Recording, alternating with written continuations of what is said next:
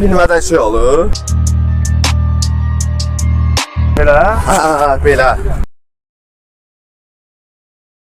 Kimsiz də siz qardaş? Verdim azarsınız. Yox, sən söhbət qıraqdan gördün mü? Mən bir səs görüm abi.